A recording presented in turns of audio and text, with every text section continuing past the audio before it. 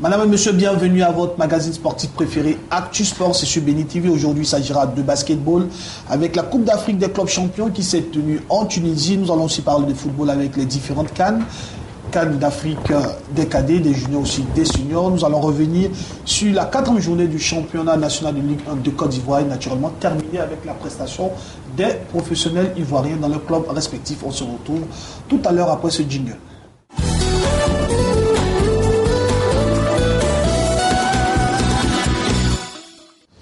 J'ai sur ce plateau mes collaborateurs habituels. Allez Paul, bonsoir. Bonsoir mon frère. Marie-Dominique Gomé, bonsoir. Bonsoir. On va ouvrir avec vous, parlons de basketball, avec la déconvenue de l'ABC, représentant ivoirien à cette Coupe d'Afrique des clubs champions de basketball masculin qui s'est tenue en Tunisie. Oui, du 10 au 21 décembre dernier. Alors cette compétition réunissait les 11 meilleures équipes du monde du basket africain. En Tunisie, avec 2 poules qui se sont affrontées. Nous avons eu la chance, pour ne pas dire le bonheur d'être dans la poule de McMentos, US Monsati, Rades et même du Primero de Agosto. Et là, vous parlez du bonheur d'avoir été dans ces poules.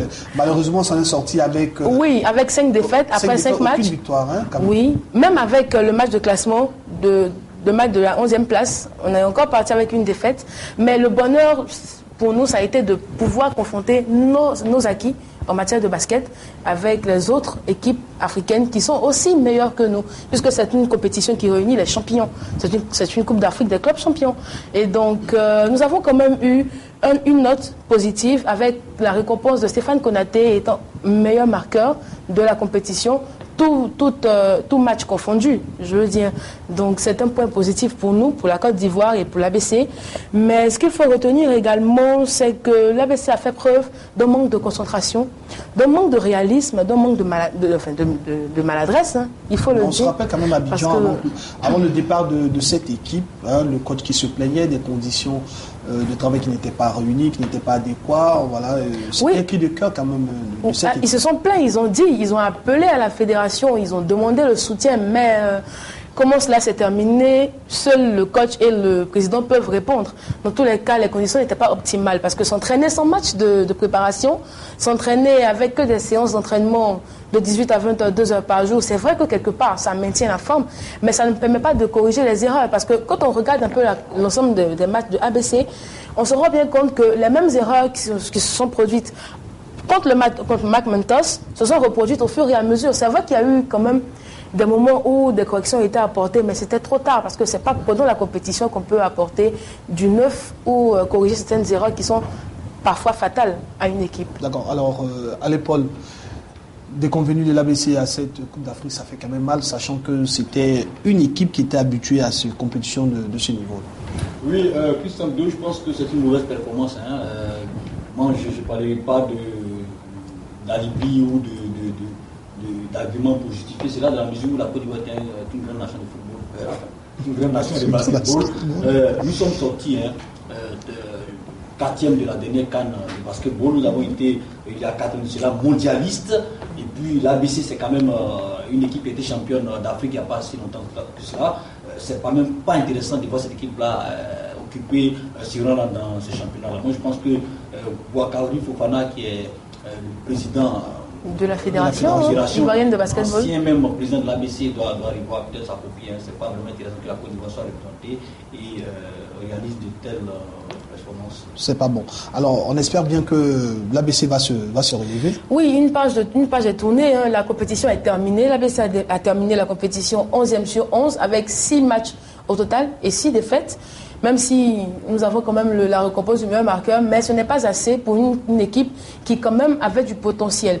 Alors ce qu'il faut retenir rapidement de cette compétition, en dehors du fait que l'ABC nous a laissé sur notre faim, il faut savoir que le champion au titre, qui est Primero de Agosto, a été sorti au quart de finale de cette compétition et a laissé la place à l'équipe Recreativo de Libolo, mais toujours un club angolais, qui a été le vainqueur de cette compétition. Voilà, donc avec aussi la première finale historique de ES Rades pour ce club tunisien, ça a été quand même une première et donc c'est à saluer comme performance. Voilà. D'accord. Alors on va rapidement ouvrir le chapitre footballistique parlant de la Coupe d'Afrique, je dirais Coupe d'Afrique des cadets qui se tiendra au Nigeria. Oui, Christian Billot, effectivement, le verdict et le tirage au sort de la CAN, des CAN juniors et la CAN cadette donc, a été donné. Le tirage au sort s'était effectué au Caire, l'Égypte. Vous savez que l'Égypte abrite le siège de la Confédération africaine de football. Et voilà ce qu'on peut dire pour les sélections ivoiriennes. D'abord, bravo à l'équipe de Côte d'Ivoire. Oui, parce que l'équipe de Côte d'Ivoire est engagée sur tous les fronts. Voilà, c'est pas évident. La Coupe d'Afrique des cadets, la Coupe d'Afrique des juniors, sans oublier la Coupe d'Afrique des seniors qui se tiendra. Et il n'y a pas longtemps, on a remporté, j'allais dire, on s'est qualifié pour la CAN, sinon la Coupe du monde féminin, ça veut dire que. La Côte d'Ivoire sportive est au travail. Hein. Voilà, donc c'est quand même une bonne performance pour notre football et bravo à la Fédération de football. Mais là, ce qu'on peut tirer donc comme enseignement par rapport à ce tirage, c'est que nous sommes tombés dans des points difficiles, mais c'est tout à fait normal parce que ça, de cette compétition-là, 8 équipes, c'est quand même les 8 meilleures et vous ne pouvez que tomber sur de grandes. Surtout qu'à ce niveau de la compétition, toutes les équipes se valent. Tout à fait. Au niveau des cadets, d'abord au niveau des cadets, nous tombons dans une poule groupe B composée de la Côte d'Ivoire, l'Afrique du Sud, le Mali et le Cameroun. Ce qu'on peut dire, c'est que l'équipe de Côte d'Ivoire cadette, nous ne la connaissons pas. Voilà, moi je vais peut-être véritablement la découvrir dans cette cadre-là. Mais je sais que quand on a un monsieur comme Aïdara Achalou, l'ancien entraîneur du comme les Gagnois, qui a quand même l'expérience, qui a fait un peu l'Allemagne, qui a donc connu l'apprentissage dans ce grand pays de football-là, je me dis que quelque chose de bon peut sortir. Et surtout que la Côte d'Ivoire est championne en titre au niveau des cadets, même si ce n'est pas la même équipe, mais quand même l'esprit est là, la formation en Côte d'Ivoire est quand même au top depuis quelques années. On espère que nos cadets nous feront plaisir en sortant d'abord de cette poule-là au stade municipal de Niamey et puis affronter, n'est-ce pas, le deuxième poule, sans toutefois rappeler que c'est une double confrontation, on retrouve encore le Cameroun et le Mali encore. Oui, mais le Cameroun au niveau des équipes de jeunes, c'est pas aussi ça. Bon, en fait, ils n'ont pas de bonnes performances au niveau des jeunes, mais l'équipe du Mali a l'habitude quand même de nous donner de bonnes équipes au niveau de... D'accord. Alors on va très rapidement revenir sur la CAN des juniors qui se tiendra au Sénégal. Oui, au niveau de la CAN des juniors, on sera vraiment plus regardé au niveau de cette CAN de la musique où cette équipe qui joue a été championne de la CAN cadette qui s'est déroulée au Maroc. D'accord. Voilà, donc c'est toute une Camara Ibrahim, voilà. Camara Ibrahim qui était l'entraîneur des cadets, voilà, qui avait donc remporté cette CAN-là avec la génération de Franck Tessier. C'est cette même génération qui va représenter la Côte d'Ivoire au niveau de la CAN des juniors au Sénégal. Mais ce que moi je veux retenir, c'est que vous savez, on avait remporté la CAN des juniors, non, des cadets face au Nigeria. Vous vous rappelez, lors des tirs au but, on les avait battus 5-4. Mais l'équipe de Nigeria qui avait perdu cette finale est allée remporter la Coupe du Monde. Elle avait donc remporté la Coupe du Monde. Dans cette même Coupe du Monde, la Coupe du Monde était sortie, vous vous rappelez, en quart de finale par l'équipe de l'Argentine. C'est clair. Alors donc, les favoris, c'est le Nigeria. Voilà, parce que le vainqueur de la Coupe du Monde est plus prestigieux que le vainqueur de la Coupe d'Afrique, même si c'est qu'on avait gagné. Et donc, l'équipe de Camara Ibrahim, pour moi, fait partie des favoris. C'est pas forcément les mêmes joueurs qui seront là, puisqu'on a eu quand même des renforts. Quand on nous dit qu'on a des garçons du championnat ivoirien tels que Giza Didier qui intègre cette équipe-là composée de Franck Tessier, de Keita ou de notre cher ami le latéral Kwame Nguessan ou de l'attaquant Bedia, ça sera quand même intéressant de voir une belle équipe ivoirienne en attraction et surtout défier les colosses nigériens qui ont été vainqueurs de la Coupe du Monde des cadets. Sans toutefois oublier que les seniors nigériens ne prendront pas part à la prochaine Coupe d'Afrique 2015 qui se tiendra en Guinée équatoriale. Donc une belle carte à jouer pour cette équipe nigérienne quand même. Oui, moi je pense qu'ils sont favoris, mais on va encore se mesurer les muscles. On croise les droits que les Ivoiriens et en sorte vainqueur. Merci pour toutes ces informations. Alors rapidement, on revient déjà sur la 4e journée du championnat national de football avec le COE Sport de San Pedro de Marie-Dominique Gomé. Voilà, après, j'espère que avec ces rebondissements qu'il y a eu dans cette 4e journée, victoire en fait du COE Sport de San Pedro n'en est moindre et qui fait oublier ces déconvenues du Caire, n'est-ce pas? Déconvenues du Caire, mais aussi déconvenues du début de championnat pour le COE. C'est vrai qu'on dira que le COE n'a pas eu de temps de repos, n'a pas eu l'occasion ni l'opportunité de se refaire les jambes, comme on peut le dire. Mais ce qu'il faut retenir, c'est qu'une grande équipe, elle est grande partout et à tout instant. On s'attendait à un COE, c'est vrai, pas au meilleur de sa forme. Quand on vient d'une défaite, c'est toujours le moral qui prend un coup. Mais quand même un COE qui allait nous permettre de dire c'est le COE, parce que c'est le COE quand même, messieurs. Mais bon, enfin, on espère toujours, avec cette victoire de l'Africa, que le COE reviendra petit à petit. Nous ne sommes qu'au début du championnat, que la 4e journée. On a encore du temps et on espère revoir le COE sous de meilleurs jours. Voilà. D'accord. Alors à l'épaule, envoyé spécial au stade, dans les différents stades, particulièrement au stade Robert Champeau, on a vu quand même une équipe de COE qui a rebondi, sortie de toute cette torpeur. Alors beaucoup de rebondissements, 4 journées, championnat national de Ligue 1. Oui, avant de parler du match COE Africa Sport National, je vais juste rappeler pour nos téléspectateurs que le COE avait joué un autre match en retard, hormis le match contre la Société Omnisport, mais un autre match en retard. Le COE Sport de San Pedro a croisé le fer avec la SEC d'Abidjan déjà le jeudi au stade Champeau de Marcory et la SEC d'Abidjan était donc sorti vainqueur, 1-0 sur un but inscrit sur penalty par Max Ekere, le Ghanéen, le capitaine de l'équipe de la SEC d'Abidjan. Donc ça a été quand même aussi un coup dur pour nos amis du COE qui, après 3 matchs, n'avaient seulement qu'un seul point. Et donc le match contre l'Africa Sport National était un match de défi. Surtout qu'on se rappelle que vous avez dit cette équipe du COE, tu voulais l'avoir déjà en situation contre une équipe peut-être de l'Africa. Justement, après le match même contre la SEC d'Abidjan, j'avais posé la question après la conférence de presse à l'entraîneur Rigo Gervais. Il avait dit qu'on avait enchaîné les matchs, nous étions fatigués, mais rassurez-vous, quand on va reprendre, on va vraiment chauffer ceux qui nous dévancent. Et je pense que ça a été réalisé parce qu'on a vu une équipe du COE Sport de San Pedro qui est revenue en forme après une première mi-temps, j'allais dire un premier quart d'heure où l'Africa Sport National a été assez détenu. Tout le reste du match, le COE a laminé dans le jeu de l'Africa Sport National. Et déjà, à la 20e minute de jeu, Assalé ratait un but. Et quelques minutes après, sur un super 1-2 entre Assalé et Giza Didier, donc reçoit un caviar d'Assalé et bat le gardien de but de l'Africa Sport National, Diomandé Namori. 8 minutes après, le COE revient à la charge et cette fois-ci c'est Assalé Roger Claver, notre Assalé national, qui reçoit un ballon et déborde donc toute la défense de l'Africa Sport National et d'une frappe de 25 mètres, frappe vraiment, j'allais dire une frappe industrielle qui va donc se loger dans la lucarne et nettoie les toits d'araignée du gardien donc, de l'Africa Sport National. 2-0 pour le COE Sport de San Pedro et le COE a su gérer le match jusqu'à la fin du match. Mais ce que j'ai constaté, c'est que cette équipe du COE Sport de San Pedro a commencé avec 4 attaquants. 4 attaquants, Giza Didier, l'attaquant principal, j'allais dire l'avant-centre, Assalé Roger, Zézé Venance, Zézé Tonas qui revient dans le championnat de Côte d'Ivoire, qui a effectué son premier match avec le COE Sport de San Pedro, et le Camerounais Kameni Kameni. Donc avec 4 attaquants, l'Africa Sport National a souffert dans ce match. Donc le COE bat l'Africa logiquement 2-0 au terme d'un très bon match. D'accord, alors on va très rapidement partir pour les différents résultats de ce championnat national, 4e journée. Ok, le rival de l'Africa Sport National, puisque l'Africa était en tête du classement, mais regardez de loin son rival, la SEC d'Abidjan qui avait déjà 7 points. La SEC n'a pas fait mieux. Alain Guameni est allé donc chuter à Boaké devant une équipe de Boaké FC qui recevait donc un grand pour la première fois sur son stade. Donc la SEC a chuté à Boaké. Après un bon match, la SEC s'est fait battre dans le dernier quart d'heure à 75e minute de jeu sur un super but de l'attaquant de Boaké, Salif Bagaté. Donc déconvenu pour l'équipe de la SEC d'Abidjan entraînée par Alain Guameni. Autre résultat, le COK qui recevait l'Azita Bengourou au stade Thomas Dakin, le mythique stade Ouattara Thomas Dakin de Katola. On espère bien se retrouver là-bas. Oui, tout à fait. A donc réalisé un match nul face à l'Azita Bengourou 0-0.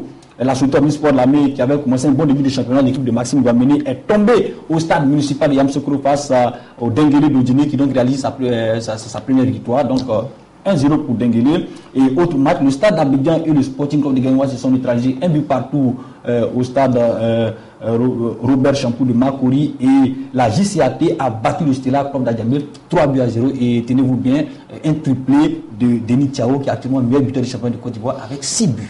D'accord. Très rapidement, les statistiques. Oui, au niveau des statistiques, les résultats nous donnent JCAT 3, Stella 0, Stade d'Abidjan 1, Sporting Côte d'Ivoire 1, Sultan Sport Lamé 0, Dendele 1, Boaké FC 1, ASEC d'Abidjan 0, Estanda, donc l'équipe de Tanda, du général, du commandant Yvois Sylvain, qui a battu l'équipe de la FAD de Djekanou, les académiciens, Africa Sport National COE 0-2, COK 0, Azid Abengourou 0. Au niveau du classement, premier Estanda, 10 points plus 3, donc Africa Sport National a été détourné par l'équipe venue du Zanzan. Deuxième Africa, 9 plus 1. Troisième JCAT, 7 plus 4. Quatrième SOA, cinquième ASEC d'Abidjan. Sixième Gagnoa, 5 plus 0. Septième Boaké FC. Et puis, deuxième partie du tableau, huitième Stade d'Abidjan, 4 plus 1. Neuvième, le Service Sport de San Pedro qui remonte la pente. Dixième AFA de Djekanou. Onzième Dengele. Douzième, le Stella Club d'Adjamé. Et l'Asie d'Abengourou et le COK ferment la marche respectivement à la 13e et à la 14e. Place. Au niveau donc du classement des buteurs, comme je l'indiquais tantôt, Denis Thiao est donc meilleur buteur du championnat avec 6 buts. Meilleure attaque, la JCAT avec 8 buts en 4 matchs, à raison donc de 2 buts par match.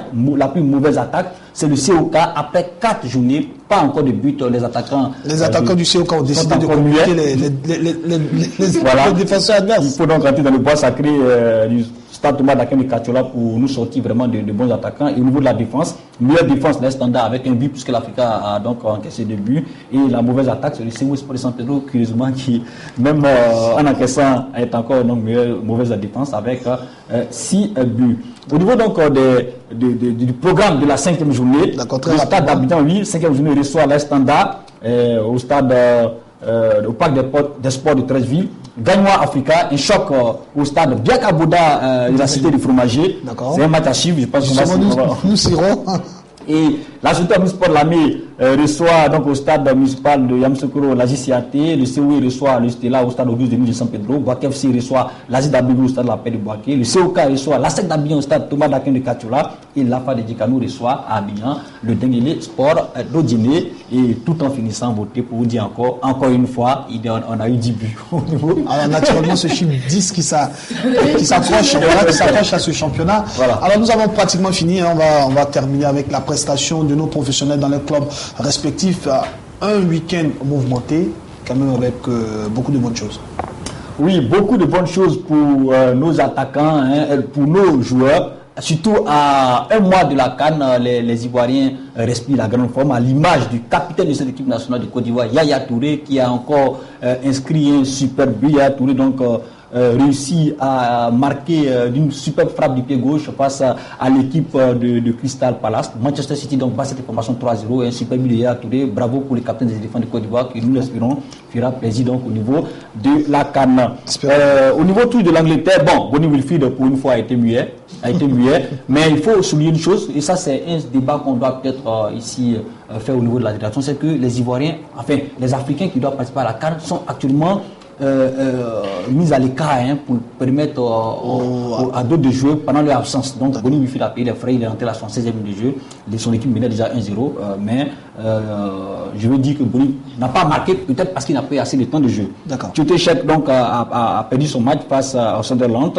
Newcastle n'a pas donc gagné, mais Tioté a joué 75 minutes et a eu un carton jaune comme d'habitude. Mas Gradel, notre Gradel national, a inscrit un très beau but face à l'équipe de Evian Tonon Gaillard. Donc Gradel marque son 4e but au niveau de son championnat. Traoré Lassina au niveau de l'attaque était passeur pour l'équipe de Monaco face à Metz. Et Gervinho a fait un très beau match lors du duel, du classico entre le Milan AC et l'AS Roma. 0 but partout.